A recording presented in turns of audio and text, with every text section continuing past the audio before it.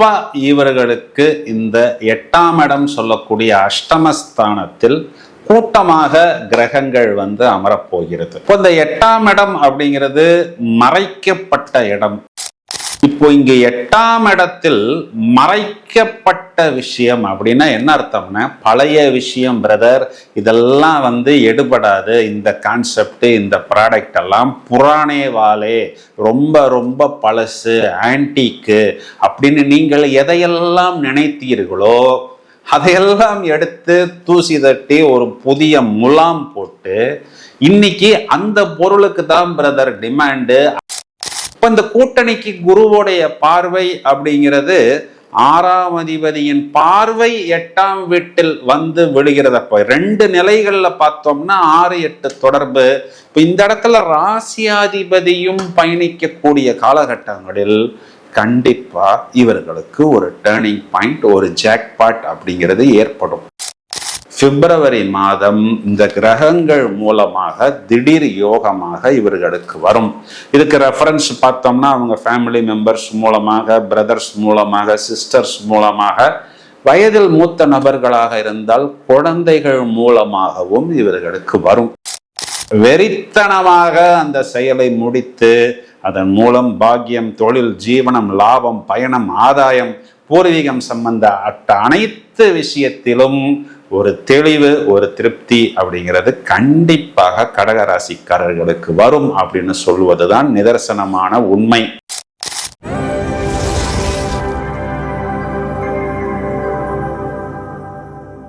கடகராசிக்கு என்ன பலன் அப்படின்னு பார்த்தோம்னா, குறிப்பா இவர்களுக்கு இந்த 8ஆம் இடம் சொல்லக்கூடிய அஷ்டமஸ்தானத்தில் கூட்டமாக கிரகங்கள் அமரப்போகிறது. இப்போ இந்த 8ஆம் இடம் அப்படிங்கிறது மறைக்கப்பட்ட இடம். இதுல சில திடீர் அதிர்ஷ்டங்கள், சில திடீர் லாபங்கள் ஏற்படுவதாகத்தான் மூல நூல்களில் சொல்லப்படுகிறது. இது நடைமுறைக்கும் ஒத்து வருகிறது.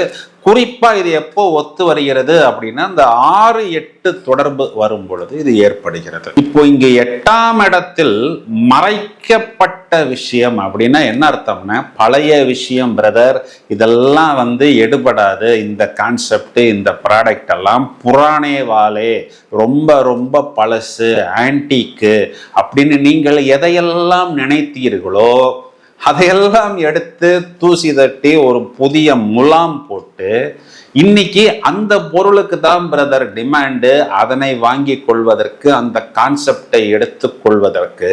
இப்போ இன்னைக்கு எவ்வளவுதான் நவீனமான டிஜிட்டல் டெக்னாலஜி வந்தாலும் இன்னும் அந்த பழைய விஷயங்களை பலர் எதிர்பார்த்து காத்து கொண்டுதான் இருக்கிறார்கள். அது குறிப்பா இப்போ கடகராசிக்காரர்கள் அதனை ஒரு வெற்றிப்படியாக மாற்றிக்கொள்ள முடியும்.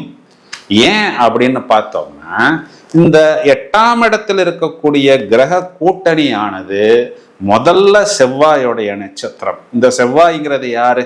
இவங்களுடைய மைண்டு, புத்தி, இவங்களுடைய தொழில், இவங்களுடைய பூர்வீகத்தை குறிகாட்டுகிறது.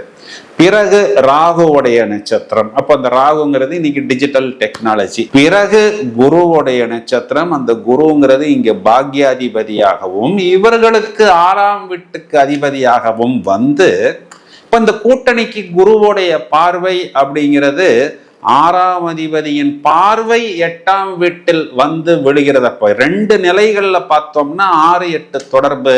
இப்ப இந்த இடத்துல ராசியாதிபதியும் பயணிக்கக்கூடிய காலகட்டங்களில் கண்டிப்பா இவர்களுக்கு ஒரு டேர்னிங் பாயிண்ட், ஒரு ஜாக்பாட் அப்படிங்கிறது ஏற்படும். எந்தெந்த விஷயத்துல அப்படின்னு பார்த்தோம்னா, இவர்களுடைய மைண்டு, இவர்களுடைய பூர்வீகம், இவர்களுடைய குழந்தைகள், இவர்களுடைய தொழில், இவர்கள் கொடுத்த வார்த்தைகள், இவர்களுடைய பயணம், இவர்களுடைய வெளிநாட்டு தொடர்பு, இந்த அனைத்து விஷயத்திலும் கடகராசிக்காரர்கள் தயாராக காத்து கொண்டிருக்கலாம்.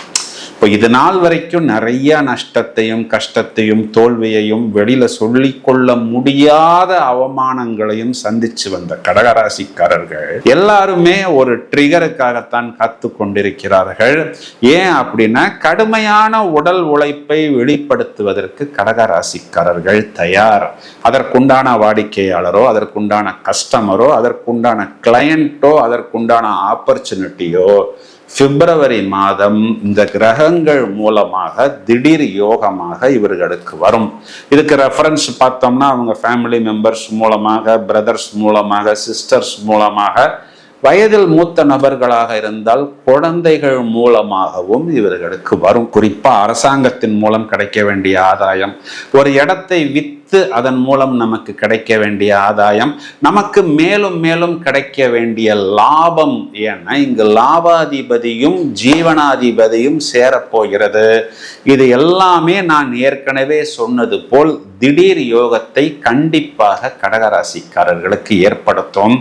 அரசாங்கம் சம்பந்தப்பட்ட விஷயத்திலிருந்து எங்களுக்கு அனுகூலம் வர வேண்டும் அப்படின்னு பார்த்தோம்னா சிவராஜ யோகம் அப்படிங்கிற ஒரு யோகம் இவர்களுக்கு காத்து கொண்டிருக்கிறது. என்ன இப்ப இந்த கூட்டணி எல்லாம் இவ்வளவு நாட்கள் 7ஆம் வீட்டில் அமர்ந்து இவர்களுக்கு நேரடியாக இருந்தது. இப்பொழுது கொஞ்சம் சில இடங்களில் மறைந்திருக்கும். ஆனால் அவரவர் எந்தெந்த தொழில் துறையில் இருக்கிறார்களோ அது சம்பந்தப்பட்ட விஷயங்களில் எங்கே இவர்களுக்கு லாபம், தொழில், ஜீவனம், வாய்ப்பு, சந்தர்ப்பம் மறைந்திருக்கிறது என்பதை கண்டிப்பாக இவர்கள் கணக்கு பண்ணி விடுவார்கள். இதன் காரணம் இவங்க ராசியாதிபதி சந்திரனே இந்த கூட்டணிக்குள் பிப்ரவரி மாதம் 2வது வாரம் 3வது வாரம் பயணிப்பதற்கு தயாராக இருக்கிறது. அப்போ கரெக்டா தோண்டி நீட்டா ஸ்கெட்ச் போட்டு தேவையில்லாமல் இதற்கு முன்பு நம்ம நிறைய பேசினோம், ஆனா விஷயம் எதுவுமே நடக்கல.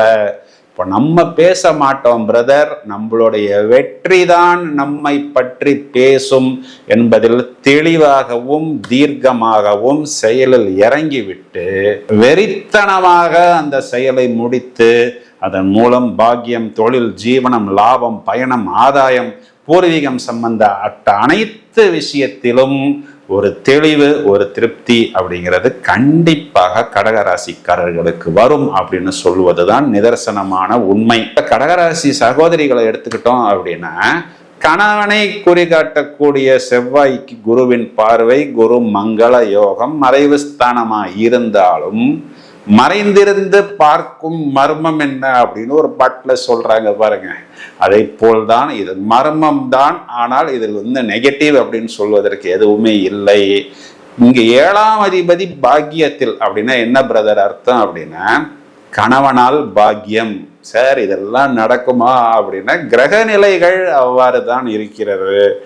இதையும் தவிர கடகராசியில் இருக்கக்கூடிய வயதில் மூத்த நபர்களை எடுத்துக்கிட்டோம் அப்படின்னா அஷ்டம சனி விட்டது பாக்கிய சனியாக வருகிறது.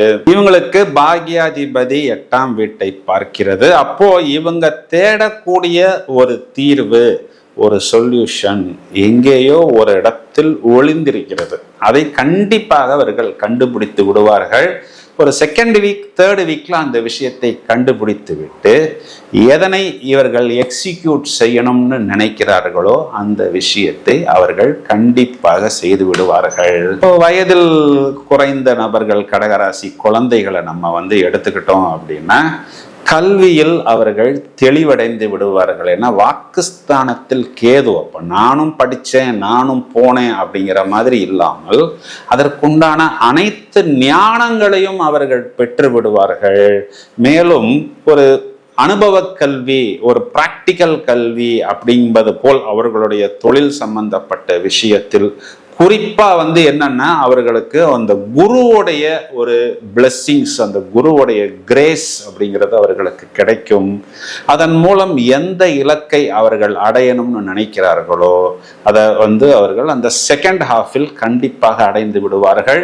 இப்போ இது காலகட்டங்கள்ல நம்ம வழிபட வேண்டிய தெய்வம் அப்படின்னா செவ்வாய், வெள்ளி, ஞாயிற்றுக்கிழமைகளில் துர்கா வழிபாடு.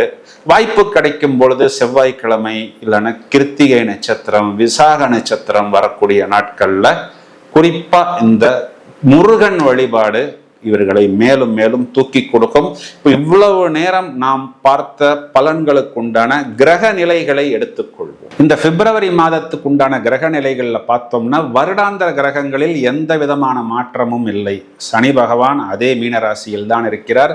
மிதுன ராசி மண்டலத்தில் குரு பகவான் வக்ரம், கும்பராசியில் ராகு பகவான் குருவின் பார்வையிலும், கேது பகவான் சிம்ம ராசியிலும் இருக்கிறார்கள். ஒரு 4 கிரகங்கள் வரிசையாக மகர ராசியிலிருந்து கும்பராசி மண்டலத்துக்கு சஞ்சாரம் செய்ய போகிறார்கள். பிப்ரவரி 4 புதன், பிப்ரவரி 6 வீனஸ் என்கிற சுக்கிரன், பிப்ரவரி 13 சூரியன் மாசி மாதத்தில் கும்பராசியில் சஞ்சாரம் செய்ய போகிறார். பிப்ரவரி 23 மார்ஸ் என்று சொல்லக்கூடிய செவ்வாய் என்கிற அங்காரகன் இவரும் இதே கும்பராசியில் சஞ்சாரம் செய்ய போகிறார். நடுவுல பார்த்தோம்னா சந்திரன் பிப்ரவரி 2nd வீக் இந்த ராசியில் டிரான்சிட் பண்ணும் பொழுது கிட்டத்தட்ட 6 கிரகங்கள் கும்பராசி மண்டலத்தில் குருவின் பார்வையில்.